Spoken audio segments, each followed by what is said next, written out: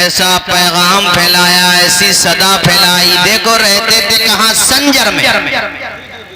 संजर में रहते थे, बचपने में यतीम हो गए थे। आपको जो वर्षे में मिला तो उसमें पंचक्की थी और एक बाग था। वो बाग आम का नहीं था, खजूरों वाला नहीं, अंगूरों का आम था। वो सिंचाई किया करते थे, अल्लाह पाक की इबादत किया करते थे। कहते ना कि बच्चे के पांव पालने में नजर आ जाते। सैयद हैं सुभान अल्लाह, बोलो जोर से सुभान अल्लाह। तो वो जा रहे थे, एक दिन बैठे थे बाहर, एक दुर्वेश का गुजर हुआ जिनका नाम है हजरत इब्राहिम कुंदूजी। वो ऐसे बुजुर्ग थे, खुदा वाले बुजुर्ग। आपको बचपन ही से माँ ने तरबियत की थी, अपने ब्लड में भी ये बात थी, खून में ये बात शामिल थी। गरीबों का हाल चाल पूछते, भूखों को खाना खिलाते, कमजोरों के काम आ जाए। हमें ये कह लो कि बचपने ही से गरीब नवाज थे, क्योंकि उनका घराना भी गरीब नवाज। अरे बोलो ऊंचा। अब वो जब देखा तो अंगूर का खोशा तोड़ के ले आए, अंगूर का खोशा, और अपने हाथों से उस बुजुर्ग को खिलाने लगे। अब वो बुजुर्ग अंगूर खा रहे हैं मगर निगाहें पेशानी पे जमी हुई है। लोग कहते हैं कि वलियों में, अरे वलियों में क्या रखा खुदा के बंदो, वलियों ही का मर्तबा इतना बुलंद होता है। मैं इस पे अभी तो ये मैं हिकाया सुना रहा हूँ, कुरान से भी बताऊंगा कि वलियों को अल्लाह कितनी ताकत दे देता है। अभी बताऊंगा कुरान से भी, इस बात को मुकम्मल कर लूं पहले। तो उन्होंने जब पेशानी देखी तो कहा, बेटे तू ये बाग सींचने नहीं आया है, तू तो मोहम्मद अरबी का दीन सींचने आया है।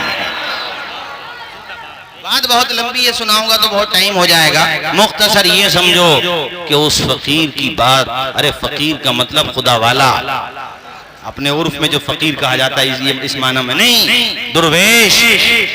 दिल पे घर कर गई, दिल में घर, और ऐसी बैठी कि वो तो चला गया मगर गरीब नवाज का सुकून लेके साथ चला गया। अब नींद नहीं आती, पूरा बाग राह खुदा में वक्त कर दिया। पंचक्की वो भी राह खुदा में, और खुदा की तलाश में देखिए निकलते रहे और लंबा सफर तय किया। मदीना मुनव्वरा गए, वहां पर भी मुजदे जहाँ फिजा मिला, और आपने पीरो मुर्शिद हजरत सैयदना उस्मान हरवन एक जगह का नाम है। हाय हाय कैसे बुजुर्ग थे वो, उनके साथ रहते। ये बताऊं पहले के मुरीद का भी जवाब नहीं होता था और पीर का भी जवाब नहीं होता था। खुदा वाले लोग होते थे हजरत। अब भी हैं ऐसे लोग मगर अब कम है, चूंकि जमाना है तो जमाने का असर तो सबको पड़ता है। भाई अगर सारे लोग खराब हो जाएंगे तो दुनिया ही खत्म हो जाएगी ना। इसका मतलब दुनिया है तो कुछ लोग अच्छे भी हैं बिलाशुबा।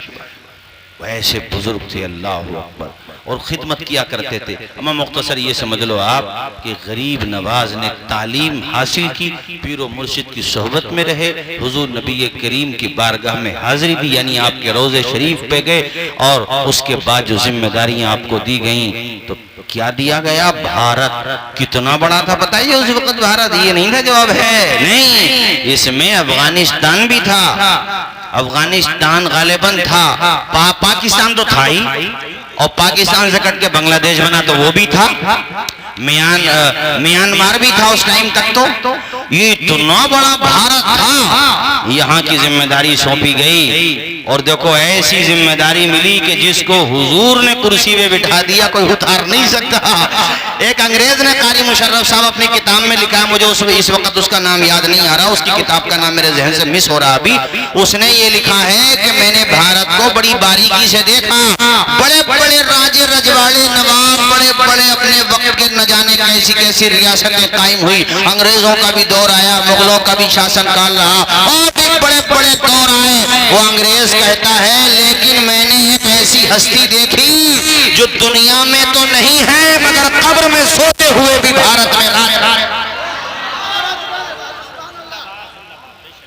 उसने अंग्रेज ने लिखा। वो बोले जो कुर्सी पे बैठे हुए उनकी उतनी नहीं चलती जितनी उस बाबा की चलती है जो कब्र में आराम कर रहा है, जिसने उस खुदा वाले की चलती है। फिर उसने अजमेर शरीफ का नाम लिया, और खुदा की कसम बात बिल्कुल सच है, कुर्सी पर कोई भी बैठे राजा तो मेरा आवाज आए राजा तो मेरा, तेरी जमीन तेरा आसमान है ख्वाजा, इसीलिए तो ये भारत महान है ख्वाजा।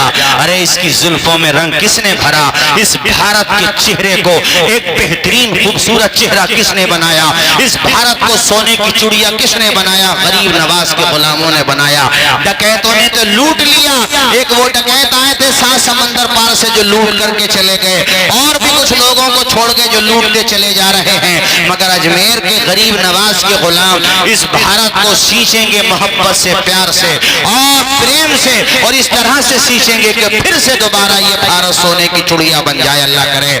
और यहाँ पर वही पैगाम आप हो जो गरीब नवाज का पैगाम है कि तुम्हारे दरवाजे पर अगर कोई फूंका आ जाए तो फिर मजहब मत देखो, उसको खिला दो खाना, वो मुतासिर होकर के जाए और वो खुद ये सोचने पे मजबूर हो जाए कि जब एक आम मुसलमान का किरदार ऐसा है तो अजमेर के गरीब नवाज का किरदार